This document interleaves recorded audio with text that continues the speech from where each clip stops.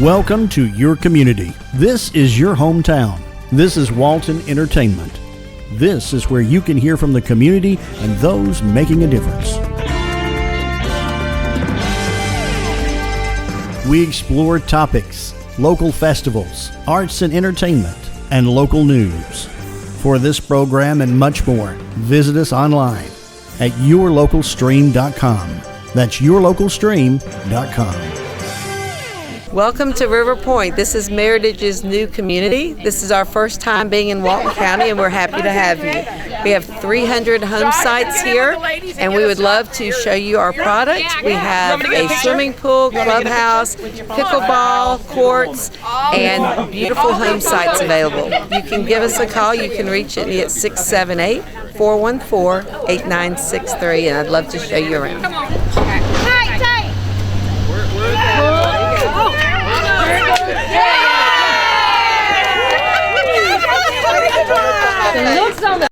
Hi, I'm Noxie Ruder. And I'm Stephanie Calabrese, and we're the creators of the Wish You Were Here experiential exhibit here in downtown Monroe, Georgia. And I'll give a little bit of context about the experience. We are here in the Eulalia building at 127.5 North Broad Street. And the Eulalia group was very gracious to offer their space for us to create this experiential exhibit. And it is basically a look at Monroe and a study of our past, present, and the future. And so it's experiential in that not only are we sharing photography, a short film, maps, artifacts from Monroe, but also there's an opportunity for community input. And so I can kind of walk you through each of the sections. The first section here is Rewind and Revisit. This is a series of photographs that I made 10 years ago. Those photographs were featured in the New York Times, and then I thought it would be interesting to study Monroe in the present. So in 2025, I stood in the same steps where those initial images were made and reshot the photographs so that we could begin to see the change in the community. Some scenes have changed dramatically, others have remained very much the same. And so I think it's an interesting way to see the evolution of our town. Maybe things happen very slowly over the course of 10 years, but when you can look at them sort of side by side and then look at all the images as a macro view, it gives you the ability to ask yourself, how do we feel about these changes? Do we feel like the town is changing for the better? What might we be losing that maybe we want to find ways to retain? The next section of the exhibit is Reflect, and that area allows viewers to spend some time looking through high school yearbooks. So we have several here. 1969 and 1970 were very pivotal times in Monroe. So we have high school yearbooks from Monroe Area High School, from the last yearbook from Carver High School, which was our school for black students up through 1969, and then also the first year of George Walton Academy in 1970, which was the year the private school opened. And so because that was such an important time in our community, our communities and our schools were being desegregated and integration happened in totality in 1969. So it's a really important time for our community, and I think it's important for us as residents today to really understand that history, to respect what people in our community have been through. So when we think about Monroe, not just as sort of a picture poster, picture perfect postcard, but let's understand all of the truth of our past so that we can honor that and find ways to move forward better together as a much more integrated and cohesive community. So we also have a series in Reflect of maps of Monroe from 1925. So we'll go back 100 years. And that gives us an opportunity to take a look at, what did our town look like 100 years ago? How were the communities different? What buildings were here? What streets, moved through Monroe? And so as we think about Monroe in 1925, we start to imagine all the people who moved through our community and had an influence in creating what our town looks like today. So it's been really fun to see people walking up to the maps and pointing things out and pointing out where buildings no longer exist, or where their house might be that that now is on the map. So that's been really fun to see too. The next section, section 3, is Remix, and that is a short film. It's 13 minutes long, and it is essentially a blending of voices of residents who've lived in Monroe. Some of our community members have already passed on, so I'm very grateful that we have their stories and their voices to sort of preserve and share. And this really tells the story of Monroe, in that we were very much a cotton and a farming community, which evolved into sharecroppers. As farming began to diminish, many of our community members moved into town of Monroe. It also takes us through the stories of what segregated society looked like here in Monroe, and then the integration of schools and beyond. And so it's a great way to take in, maybe what community members have experienced in the past, and helps us relate to the different experiences that really create our town in its totality. The next section of the exhibit moves to Recenter, and that's where visitors can place a pin on the map, show us where they came from to sort of mark that they were here. And on this wall, you'll see a collection of postcards where we pose 3 questions to the viewer about the past, the present, and the future of Monroe. And we really are encouraging community input. We want people to write their thoughts on the wall. So it's very much an opportunity to contribute to Monroe, and we're so grateful to have had lots of community members come through, and we're hopeful for many more as the exhibit continues through March 31st.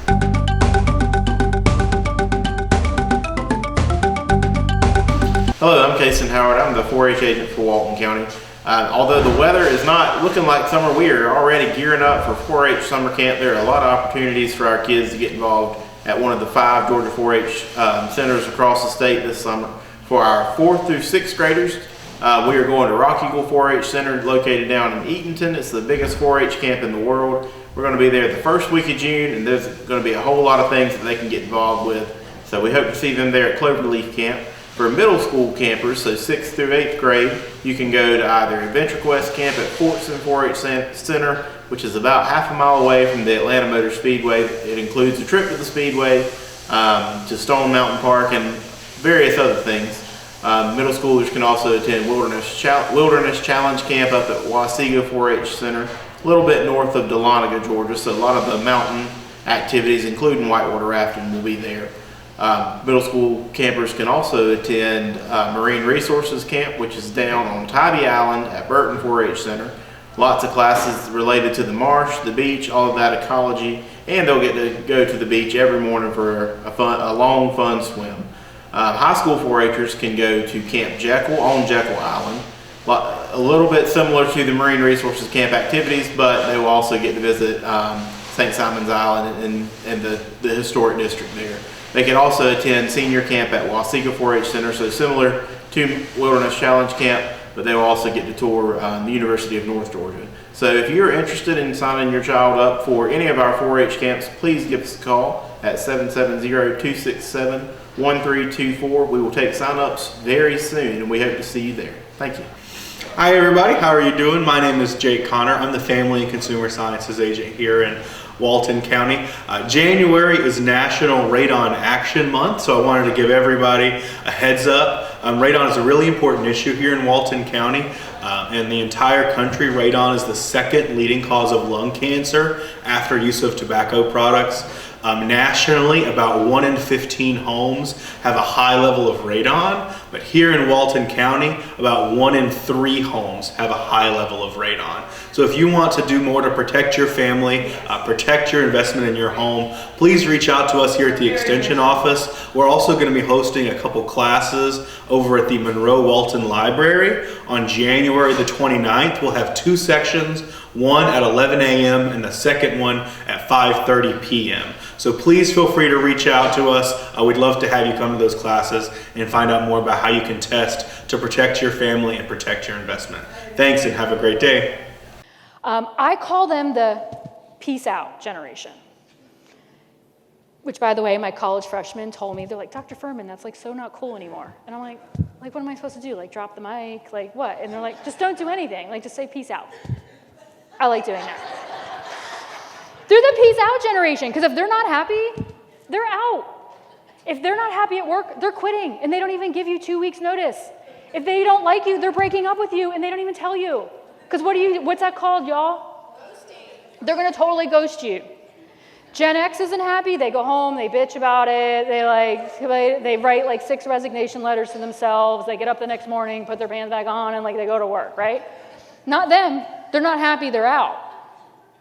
And that is why a lot of them are resigning during this great resignation, because if they don't feel like you care about them, they're out.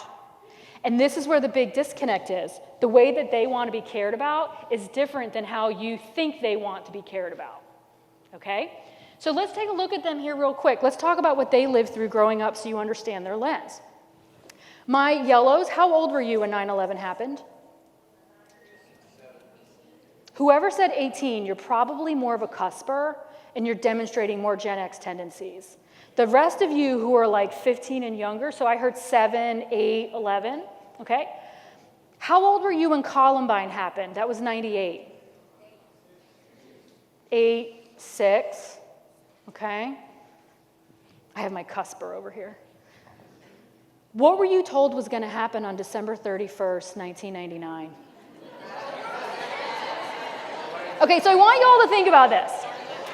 This generation, as young children, had a terrorist attack on U.S. soil that we were told was never going to happen again since Pearl Harbor.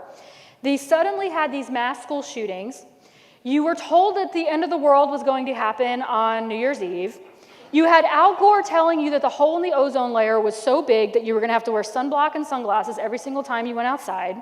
You saw your parents who were solely committed and loyal to that one organization. They let them go. They lost their job, they lost their pension, and they're having to work longer. I want you all to think about this. And so their boomer parents became helicopter parents, and they hovered because life was scary. Can you blame them? Look what they lived through as children. They were old enough to know that scary things were going on, but they weren't emotionally mature enough to process it. And because of that, they are not aspiring for career success. They're not aspiring for job security. Oh, heck no. They aspire for freedom and flexibility because they're living for today because they don't know where tomorrow is going to look like. And that's where you have the big clash between Gen X and millennials, okay? So their communication preference is text or social media. I thought they were going to grow more thumbs because they text away. And their decision-making authority is they want decision-making input. That was important to them. So all of us are in these meetings, and they're standing outside the door going, ooh, can I get in that meeting? And we're all like, really? And they're like, well, yeah, because I can make better decisions than all of you in that room. And it's because growing up, they were given decision-making authority. K through 12 gave them options. Do you want this or do you want this? I even think about vacations, okay? My mom said to me, get your ass in the back of the station wagon. Do y'all remember station wagons riding backwards? I was like car sick all the time. And we get in the car and she says, we're going on vacation. So I'm like, okay, Ma, where are we going on vacation? And she's like, we'll figure it out when you get there. And we go like 2 towns over. And I'm like, Ma, I thought we were on vacation. And she says, we're not home, are we? If we're not home, we're on vacation. Fast forward, boomers texting their kids, family meeting, 6 o'clock dining room. So you all get together. Yeah, how many of you have family meetings? Yeah, you know you have them. And they're like, honey, where would you like to go on vacation this year? Should we go to the beach? Should we go to Disney World? Or I even think about breakfast, y'all. So my mom said to me on her way out to work, there's cereal in the cupboard, help yourself, where the millennials are coming into the kitchen and mom and dad are like, honey, what would you like for breakfast? And y'all, I saw it. I saw it with my sister, who's a millennial. They're like, would you like cereal or toast or pancakes? And I'm like, pancakes? I had pancakes on Christmas morning, if I was lucky, right? So they had choices. So now they're showing up to your workplaces wanting choices, and you want to know what Gen X is doing to them? Y'all ready? Y'all familiar with the Heisman? They're like, eh. And they're like, oh, but I have this really good idea. Eh. Well, why can't we do this? Eh. And they're like, eh. How many letters do you have after your name? Eh. How long have you been with this organization? And what's your student loan debt ratio that I'm still paying off, right? And when Gen X does this, they do this. And that's why when organizations hire me and give me this money and say, come in and fix our damn millennials, I say to them, you know what? Okay, I'm gonna come, but I end up spending all of the time working with my Gen X managers, okay? They are 36% of the workforce and they're growing exponentially. By 2025, they will be 75% of the global workforce. So you need to get on board or you need to jump ship. Because if you don't, you're gonna either sink your ship or they're gonna walk you off the plank. Because they are massive disruptors. That's an academic term. They're changing how everything is done. Why do we have a 5-day work week? Why do we work 40 hours a week? Why are there banker hours? Why do I have to dress professionally? Why? And if because you say, because I said so, or that's the way we've always done it, they're out. They're massive disruptors, and you gotta be worried about that piece out, okay? So let's quickly go through Gen Z. I call them the meh generation, M-E-H-H. They're really not fazed by anything. They grew up during the Great Recession, like, man, what's the big deal? They only know a world with terrorism in it, like, man, what's the big deal? Like, blow yourself up, like, clean it up, like, come on, let's keep going. You know, like, same-sex marriage, what's the big deal? Why do people care, right? They've seen a black president, they've now seen a woman vice president. They only know a world with social media, but here's what's significant. This is gonna be the first generation where the Caucasian generation becomes the minority population in America. And they are so dialed into security and stability, and diversity, equity, and inclusion. If you are not being inclusive and seeing people as individuals, they're gonna call you out on it, and they're not afraid to do it, okay? Their communication preference, virtual, because they keep reinventing it. They're not texting, what are they doing? It's all videos, yeah. And they yearn for face-to-face attention. Any guesses as to why they yearn for face-to-face attention? Because their Gen X parents are such workaholics, they've neglected them of that face-to-face attention. So you go home and you all think about that tonight, okay? We don't know what their decision-making method is because their Gen X parents are like, I'm the parent, you're the child, you're not making decisions. And we don't know what percentage of the workforce they are because they're just now entering the workforce, which the worst mistake you can make is calling a Gen Z or a millennial, because number one, millennials hate being called millennials. So right now, everybody needs to take that M word out of their vocabulary. It doesn't exist. They hate it, and Gen Z hates it even more. The millennials are 25 to 40-ish, which makes me a little uncomfortable because it's really hard to compare a 28-year-old and a 38-year-old, okay? Here, 24 to 12 are your Gen Zs, and they're very different than millennials. All right, let's move on. What you have to be worried about is they are clashing with Gen Y, the millennials, pretty dramatically because they show up to work on time, they shake hands, they make eye contact, they're dressed professionally. They have a formal signature on their email. Like they email me, Dr. Furman, I apologize for not coming to class next week. I apologize for the inconvenience. And I'm like, you're not inconveniencing me, but okay. But I've already met with my classmates. I'm gonna make up what I missed, sincerely, signature. These are my millennials, texted me in the middle of the night. Yo, Mel. When's our next exam? And I'm like, yesterday. Oh, can I make it up? No. Can I get extra credit? No. Next thing I know, mom and dad's calling me. Johnny missed his exam. No, I know. Can he make it up? No. Can he get extra credit? No. Well, I'm calling the dean. I am the dean. Like, no. So very, very different. Okay, so let's keep moving. What we're worried about with this generation is that they are forced to behave like adults as children. We, Gen Z, we have them doing budgeting in middle school. We have them picking careers in middle school. Picking a career is a very adult decision. So we're expecting them to behave like adults as children, not healthy, by the way. And we're curious that when they actually get out into the workforce, can they really do this thing called adulting? I don't have time to give examples and go into it, but if you want to know more, you can reach out to me and I can give you some more information about that. Okay, so many of your Gen Xers are experiencing burnout. and they are very comfortable with doing things their way. So if, my young folks, you show up and you get this in your face, don't just turn around and quit and peace out. Be patient, build a relationship with them, because they can answer your why. They just don't have time. I don't have time to explain to them why we do what we do. So find when they have more time and they can explain it to you. Okay? Do you all know what this is? That's a high-end typewriter. Boomers may be feeling a little obsolete, and they're not going anywhere. So reinvent them. Give them opportunities to reinvent and recharge them. And they are awesome mentors for your millennials. They gave birth to them, okay?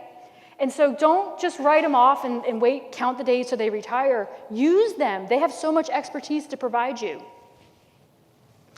Don't think that the millennials are trophy kids. I hate when I hear that, because here's what I'm going to say to you. Who is giving them the trophies? Were they giving themselves the trophies? No, their parents were. And here, at the end of the day, everybody wants a trophy. Everybody wants to be rewarded across all generations. Everybody wants feedback. And so how many of you have performance reviews? How often are they? Quarterly? Yes. They're not performers, they're coaching. You're awesome. He's on it. Y'all need to listen to him. So most people have an annual performance review. That is so dated and obsolete and not engaging your young professionals. Right now, they put something on social media and they instantly get 1,000 pieces of feedback. But yet when they show up in your workplaces, they only get it once a year, and most of the time you rush through it. Where here, this gentleman said they have quarterly coaching reviews, and that is great, because you're not necessarily reviewing their performance, you're having a conversation with them and helping them grow and develop. But here's what I'm gonna tell you, my young folks. If you're not getting the feedback that you need and want, ask for it, okay? Go to the next one. The younger generations wanna make a difference, so think about your impact and bring that impact into focus. Every single one of your organizations, you should be able to drill down to your impact. The youngest generation of Gen Z cares a whole lot about your corporate values or your social responsibility. So if you cannot clearly articulate and demonstrate that you're living the values of your organization, they may not want to come work for you, okay? The younger generations like everything personalized, so my millennials, hold up your phones. I know you have them out within arm's reach. Everybody kind of look around at the phones at your table. Okay, Gen X, hold up your phone and or phones. All right, so what you may notice is the younger folks, all of their phone cases are personalized. Like it's sparkles, it's football, it's something personalized. And then you see Gen X and it's like black, white, whatever came free with the case. And if it's something fancy, it's because your kids or grandkids bought it for you and you felt bad, so you put it on, right? So to this point, the gentleman made up front is the one-size-fits-all consistency that HR loves to preach to y'all. That's obsolete, sorry, HR. It's dated. You now have to think about all of your employees as individuals and get to know them individually, and you need to coach them. And you're not going to coach your quarterback the same way you're going to coach your offensive lineman. Okay? Answer their why, and if it's because I said so or that's the way we've always done it, you need to rethink. The young people expect and demand innovation. So if your organizations are not demonstrating, eating, living, breathing innovation, they're out. Okay, so I'm gonna close here, and y'all, here's what's super cool. I can do this in 3 minutes or less, because it's not rocket science. It's really very, very simple, which I already said. The first thing you need to do is you need to care. And Gen X is like, do I really need to care, or can I just pretend like I care? You not only need to care, you need to communicate that you care. And that's where some of you may not be great at communicating that. People want to know that you care about them. And you have to stop thinking of them as millennials or boomers or Gen X or compartmentalizing or giving them whatever label you want to give them. You need to start thinking of them as individuals and understand that every single one of them has a different lens in how they see the world. And you don't have to like their lens. You don't have to agree with their lens, but you have to respect their lens, okay? Because everybody comes from a different upbringing, different background. And so the more that you can learn about yourself and you can learn about others, so if any of you have access to assessments that you can take, and we talked about this in the women's program this morning, you need to learn about who you are, your biases, your blind spots, your strengths, your preferences, your communication styles. And then once you know that, you need to learn that about all of your people. And then you need to adjust and meet somewhere in the middle. Because you don't ever want to assume anything. Because if you assume that someone's older, they don't know how to use technology, or the young people are like IT support, you don't want to do that. You're compartmentalizing.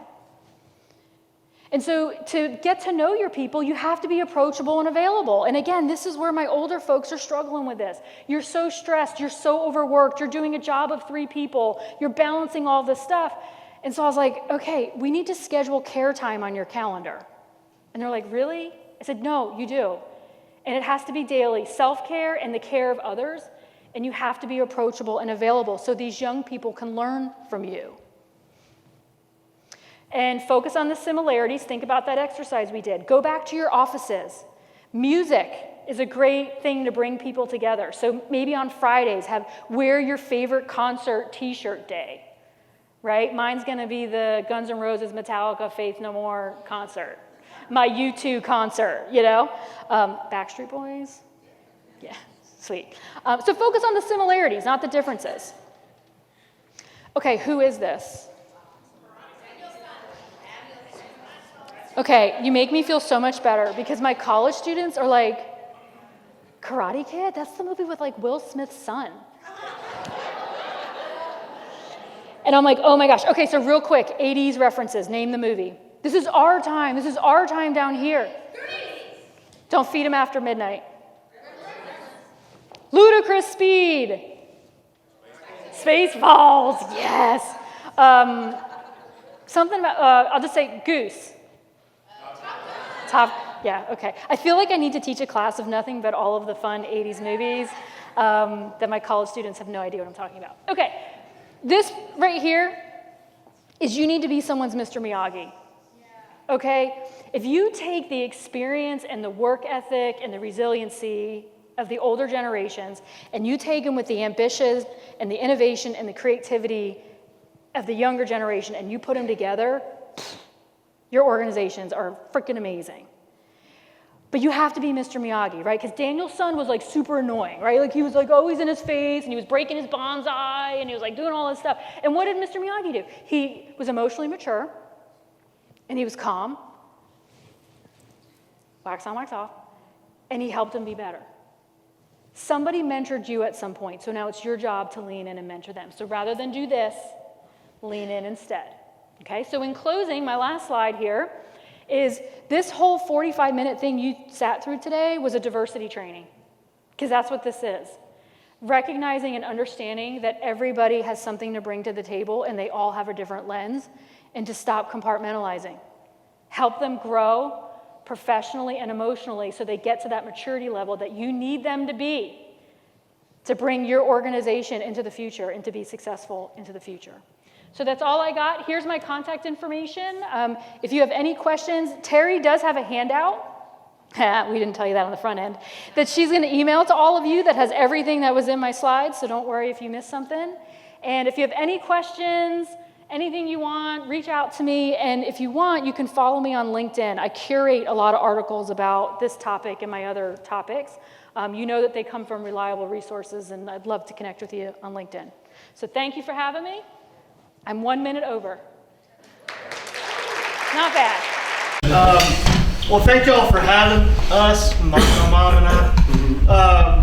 We're really excited to be here. The food was unexpected. I did not know that was happening, so thank y'all for feeding us. That's how we get people to come see us with food. That's right. Well, it works. That's a Baptist thing. That's right. You know, we're Baptists, we eat. Speaking of that, my vocational job is I'm an associate pastor at a church in Winder, but I have lived my whole life in Walton County. I was born in Snellville, raised in Loganville, lived there my whole life, still live there today.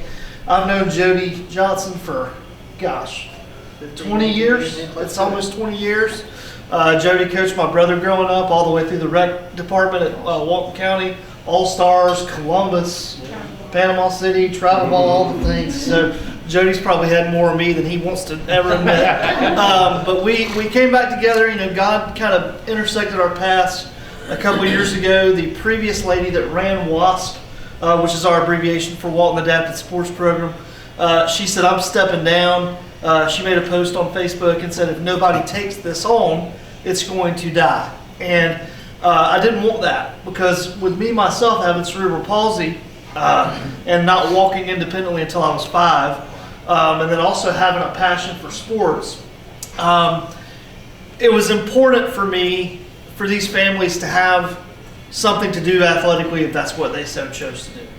I got to play 1 year of Walton County rec ball when I was 9 years old, and I think the picture of my base hit is still up in the West Walton office. Somebody took a picture and framed it. It's me in a Cardinals jersey hacking away as a lefty.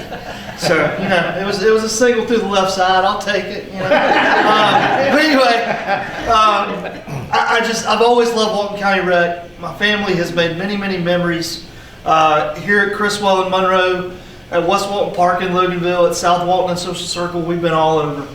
And it was important for me, for the kids at WASP, to have the infrastructure, the organization, as far as registration, the jerseys, the concession stands, all that stuff that made it feel like a real day at the ballpark was important to me. And so when I took over, the kids at WASP were playing at Criswell Park, but there was nobody in the stands. Shannon, bless her heart, was doing the jerseys on her kitchen table. And they look good for a woman doing them on her kitchen table, but Mom, don't nod no, please. This is on video. But she was doing the best she could, is my point. And I went to Jody and I talked to Brett Chadwick down at Social Circle, and I said, what can we do to include these kids and these families and make them feel like they're not out of place? Because if you know anybody in your orbit, in your circle that has special needs, very often they feel excluded. A lot of times it's not on purpose, but we just go through our lives, and y'all know it's stressful enough living our own lives, right? Sometimes that we don't necessarily see that, man, there's a kid struggling to walk, or there's a kid who has autism struggling to communicate, or there's a child who needs a walker, or whatever the case may be. And so we exist to serve those families. We exist to serve those kids. And so God has blessed us. I'm going to give the Lord all the glory. Hope y'all don't mind that. This is my pastor coming out. But we were able to expand our league, and we're going to add soccer this coming fall. So we've got basketball going right now, and if you want entertainment, come to Loganville on Saturday mornings. You will be entertained. I've never seen so many basketballs go 100 miles an hour off a backboard in my life, but it is a lot of fun. And so we do basketball now. We're doing softball in the spring, and we're doing soccer in the fall, and we're growing and we're expanding. And so with that comes accelerated costs. And so our registration fees have been anywhere from $25 to $30. And Jody reached out to me probably in November and said Kiwanis would like to help with some of those costs. And so I will let y'all discuss among yourselves how much you want to help. We have no expectation. We are just thankful for any help we can get. Jody did some quick math, and you're going to have to help me with what numbers you came up with, but it was like $25 times 40 kids for 3 sports was around $5,000 or $6,000. And so I'm not saying you don't have to do that at all. Like I said, we will take any help we can get, just making sure that every family that wants to participate has the opportunity. I will say that, and of course I'm not going to name them, but I've paid out of my own pocket for kids to be able to play before. And so does Mom as well. Just because we don't want anybody to be excluded. A lot of these parents, they need to get their kids out of the house. Some of them are not socially advanced.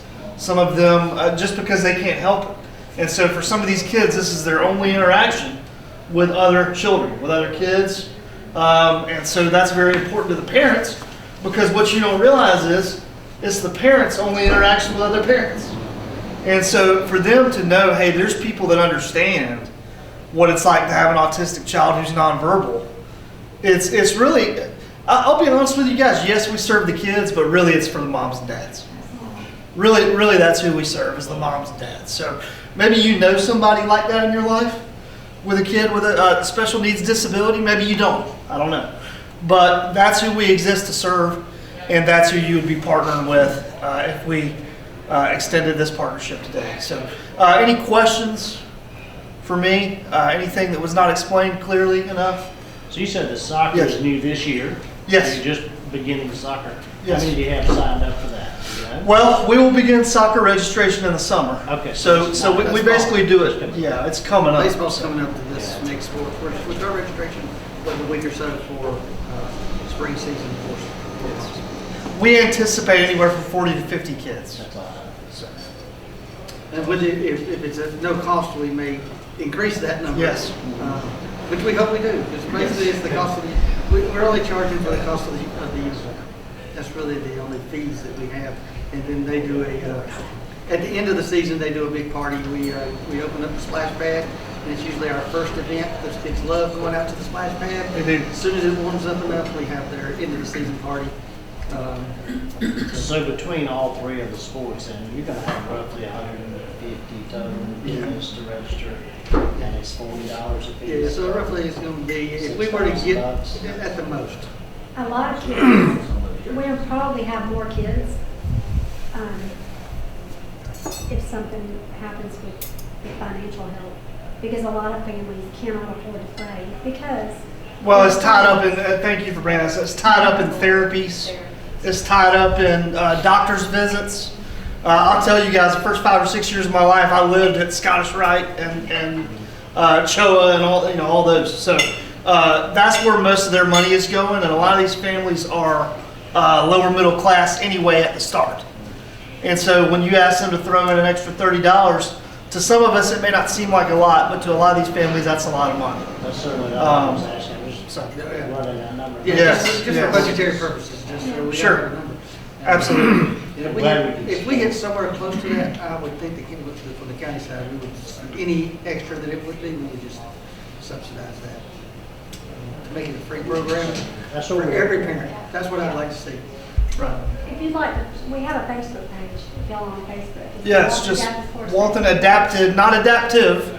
People get that confused. Adapted ED sports program. So you can look us We've got up. pictures of our kids playing and how much fun they're having. Yes. It's really cool. And just for technicality, I mean, for softball, we only pay for a jersey and a hat because a lot of kids with sensory issues don't like baseball pants, for example. So it's just a jersey and a hat. For basketball, it is a full jersey. They're the reversible kind of practice jerseys. I don't know if y'all seen those, but they turn inside out. So that's what we've been getting our kids. The county's been good with that. And so for soccer, I'm sure we'll do just a soccer shirt or something of that nature. So that's what you'd be covering. And I know our families would be very grateful. Yes, sir. Are there opportunities for us like to get involved, whether it's volunteer, do y'all? Yes. So thank you for that. The county takes care of all the concession stands, volunteer. We basically were, I don't want to use the word absorbed because we're still independent, but as far as the functional day-to-day ball games and stuff, we're a part of the county. Like the county has put us on their schedule. So you'll see typical kids playing on the fields all around us, and we're just there playing. Kind of like a regular day at the ballpark. So concession stands are taken care of, scoreboards, all that stuff, and I can't thank y'all enough for that. But as far as volunteers, I mean, we've had the Social Circle baseball team come out and help us on the softball field. This past probably a month ago, we had the Walnut Grove High School basketball team. Just through different connections I've been able to make. I mean, I went to college with the head basketball coach at Walnut Grove. Got to know the Social Circle baseball coach through baseball coaching. So just different connections I made. But the answer is yes. I mean, we'd love to have. I mean, and of course, parents are out there, running with them, and of course, that's entertaining in and of itself to see those dads running like that. One of the issues he has is it's called the buddy system, and they bring different groups into these buddies because they want to give the parents an opportunity to go. Because what he said is, we're doing it for the parents. The parents then can have the opportunity to speak one-on-one with them without having to. And some of them want to coach. Some of them want to stand on second base, but some of them don't. Right. Some of them just want to be able to sit and honestly, I mean, this may sound dramatic, and I promise you it's not. Some of them just want a couple hours off. Sure. Because a special needs parent is a 24/7, and when I say 24/7, I mean like some of these kids can't use the bathroom on their own. I mean, some of these kids are 24/7. I've got to care for my child all hours of the night. And so what this is 2 hours of respite. Because guys, listen, we're talking about people that can't, I'm going to get choked up, but we're talking about people that can't go on vacations. We're talking about people that have to work close to their houses, right? Or close to where their kids go, closer to where their kids go to school, or from home, or not at all, because they have to be on call. If their child does go to school, they have to be on call because you might have an outburst. And it's not just anger, right? So I don't know if you guys know this, maybe probably not. In 1994, the autism rate was 1 in 1,000 kids. You know what it is today? It's 1 in 32. 1 in 32 children have autism. And people have different theories for the rise in rates. I'm not going to get into that. I could talk about it all day long. But it's more prevalent now than it was when you, or even I were growing up. I'm 32, and listen, nobody had it. Nobody. And I'm only 32, so I know if nobody, well, I don't want to say nobody had it, but it was not easily detectable, right? And so today, our world is filled with people who, you may run into a child at the grocery store that's kicking and screaming, and my natural reaction my whole life was get control of your kid, right? They're being a brat. Now I look at that with a brother with autism, with a little brother with autism, and I think, Lord help that mom. Lord help that dad, because a lot of it's out of her control. So thank you for listening, Jody. Thank you for the invitation. I don't want to take up any more of your time. Thank you for allowing us to be here. And if there's any questions, please let me know, and I won't hesitate to answer. So thank you. Thank you. Thank you.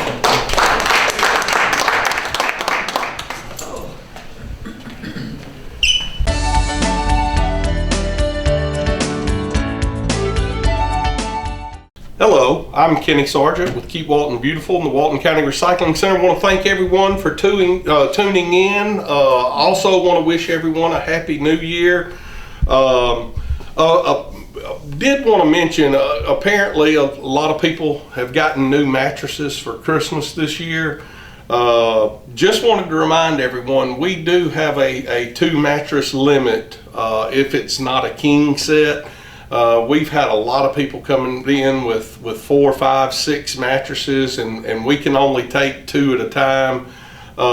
So just don't want to have to turn you around or make you have to carry some of those mattresses back home. So just be aware when you come down, unless you have a king set with like the twin box springs and the king mattress, we will only be able to take 2 of those.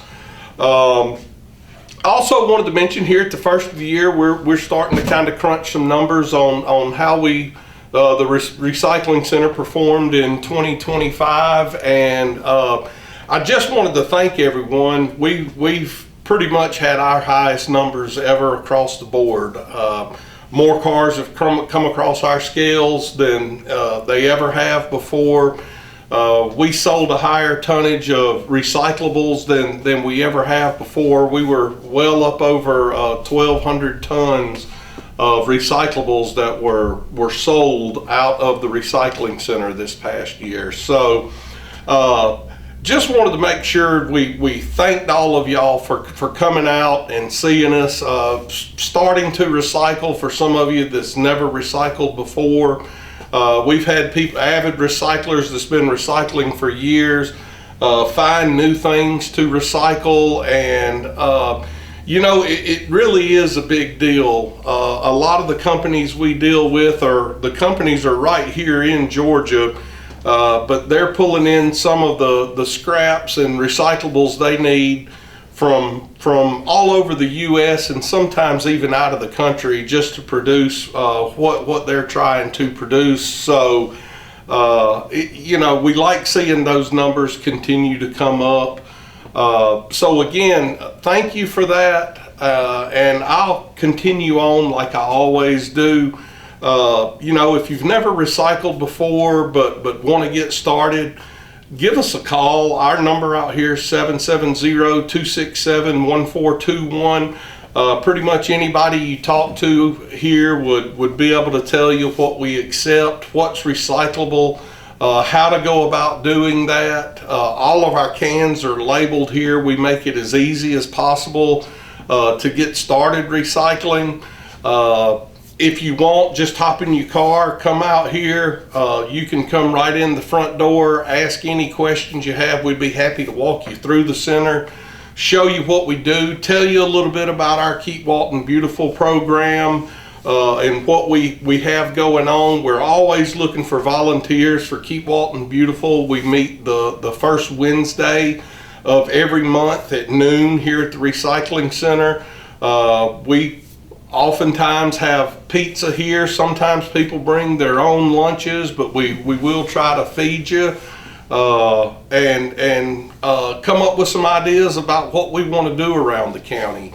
We've already started looking at some upcoming spring events. We're looking into, we're going to try to do another tire amnesty event. That seems to be a really popular one. Don't know where all of these tires keep coming from, but they continue to roll in. I think the last event we did, we were up around 3,500 tires collected in 7 days. So we are looking at doing another one of those in the spring. We're going to try to do another shredding event here at the recycling center for sure. We may be doing one in the Loganville area. So we are starting to look at that. We would love to have some volunteers here to give other ideas. It would actually enable us to possibly have a few more events than we have. So again, come out here and see us over here on Leroy Anderson Road, right here in Monroe, Georgia, or give us a call. Again, our number is 770-267-1421. Look forward to hearing from you, and again, thank you to all of those that use the recycling center regularly. We appreciate having you out, and hope we provide you a good service when you're here. Until next time, take care.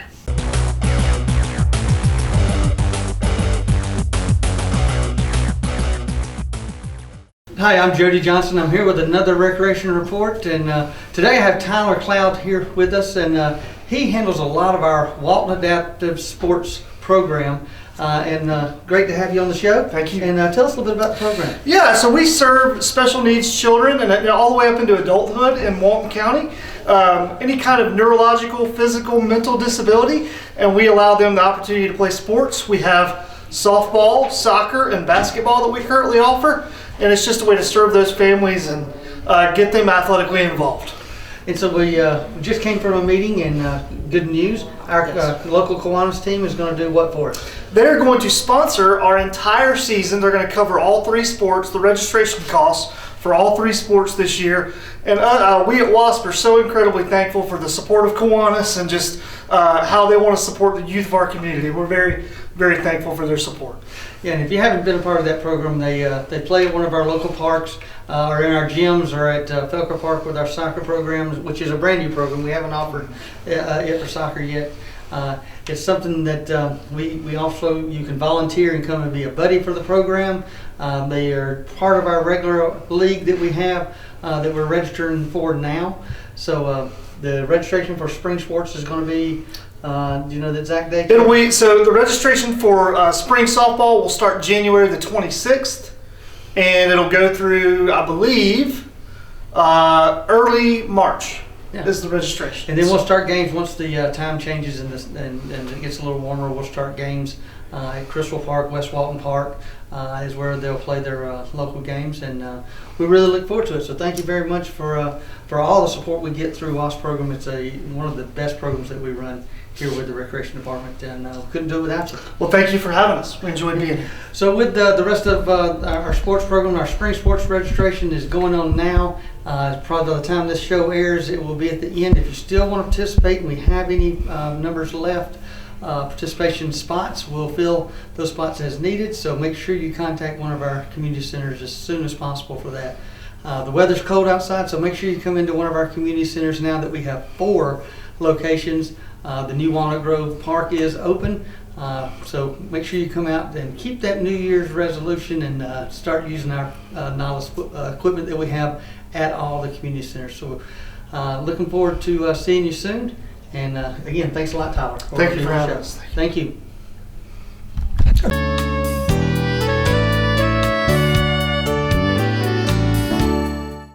Hi there, I'm Heather Howard, and I'm the new director here at Monroe Center for the Arts. And I just wanted to first introduce myself and welcome you to the new year here. We have, as any new year would have, a whole new group of classes that we're offering. We're offering stitching, sewing, painting, journaling, vision boards, you name it, it's probably happening and more. But you can get all of that information and register for classes, sign up as a member, just find out all the details of what's going on here at our website, which is monroewaltonarts.org. And I also just want to bring to your attention that currently in our gallery, we have our members art show. And it's really one of my favorite shows that we do during the year because it shows you all kinds of creations that our members make. And it's the reception for it is going to be Saturday the 24th from 6 to 7:30. And you'll see the winners then. They'll be announced then. And the show will actually be up until Valentine's Day. And so it's a great way to just see the arts and what's happening and where you might fit in and just the wonderful creations that we have going on in the area. I also just want to bring to your attention just some a class that's coming up on the 24th, which is creative journaling with Anne. And then we have a knitting class that we're doing on Sundays, and we have get to know your sewing machine. A lot of you are starting back in sewing, and so we have that class on Saturday as well. But again, you can find out all that information on our website, and thank you for your time.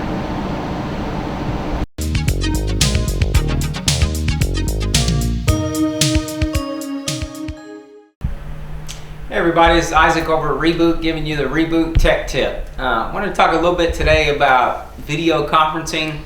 I know that thing has gotten so big, because of the whole virus thing. I know people have seen things about Zoom, and how people are hacking Zoom and all that stuff. And for y'all that don't know, Zoom is basically a video conferencing software where, you can have up to I don't know what it is, 5,000 people on one video conference call, something crazy like that. But anyway, so a lot of people are using that to meet, a lot of organizations, so everybody can stay home and meet and stuff like that. So just give you a little info about that.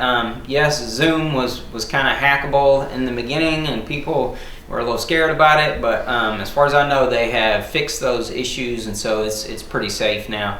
I mean, I tell people all the time, if you're on the internet, somebody can hack you. That's really just the bottom line. So as far as it can be safe, I think it is. Zoom is a good one. It's free if you want to do meetings for up to 40 minutes. But then after that, you have to pay for it. And I want to say it's like $15 a month or something like that. But the Zoom one is great. It has great quality. The sound is good. The video is good. All that stuff. So another one that people have been using is called Google Duos is another one, or Google Meets, and those both can be free if you have a Gmail account, as long as everybody participating has a Gmail account or a Google account. That's a free one. That's a good one. And the stuff we had before, like the FaceTime that people use for Apple products, is great. Skype is is probably one of the more glitchier ones. You know, sometimes it works good, sometimes it doesn't. Some devices it works on, some it doesn't. You know, it's really kind of a pain, so we don't really recommend that one.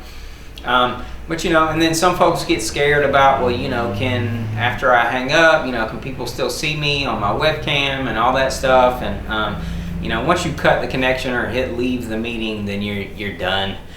You know, but if you want to, I see a lot of people, they'll put like a piece of tape or something over the webcam, you know, stuff like that, or you can unplug your webcam or turn it off inside the computer, whatever you want to do if that makes you feel a little safe. But yeah, you know, new world, so people might want to get used to the video conferencing thing. You know, obviously if you got any questions, contact your local IT guy or give us a call here at Reboot. We'll be happy to help you. But that's it. Isaac at Reboot giving you the tech tip.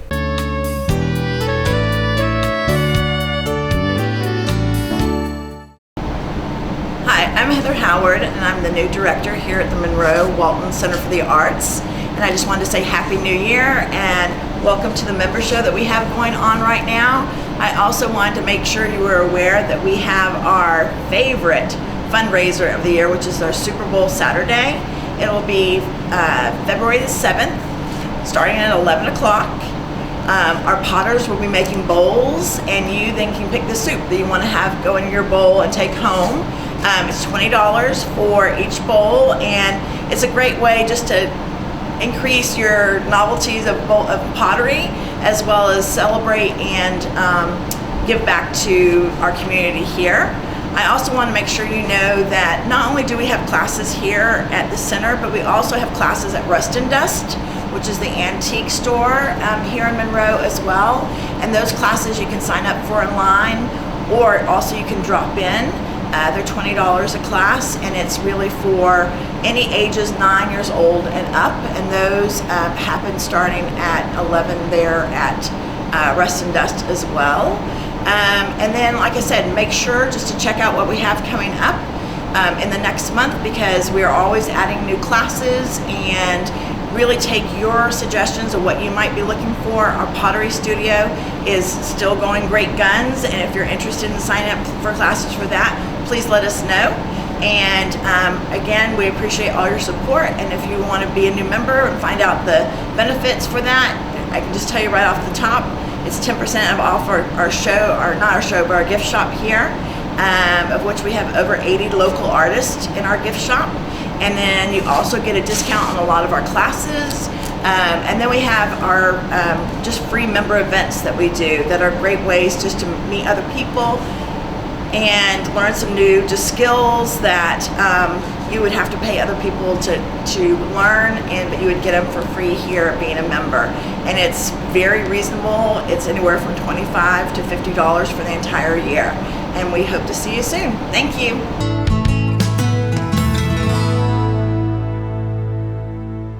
This is Paul Mullins on Feed the Goats. Today we're going to try something different. We're going to try a little celery because it's just about Thanksgiving.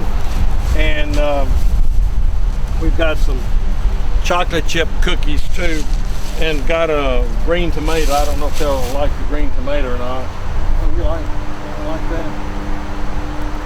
You can't bite it down, can you? There you go, yeah. You like the green tomato.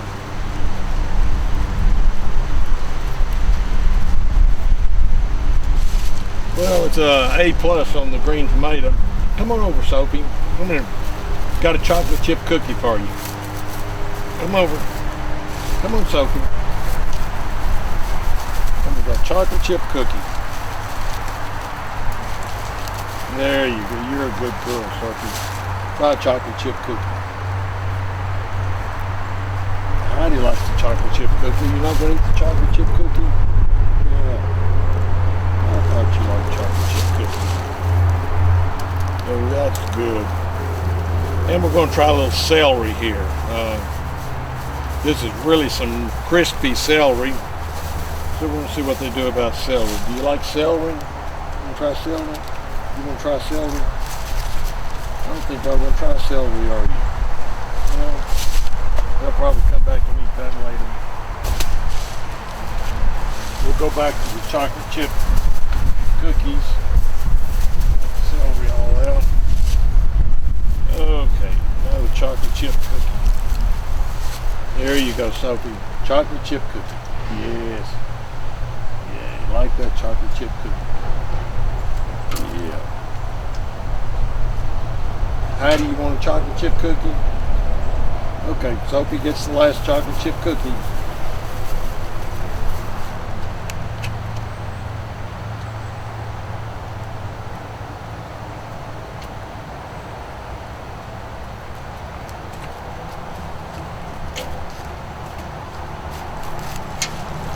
Well, there you have it. Didn't like the celery today, but do like the chocolate chip cookies. This is Paul Mullins with Walton Entertainment on Feed the Goat.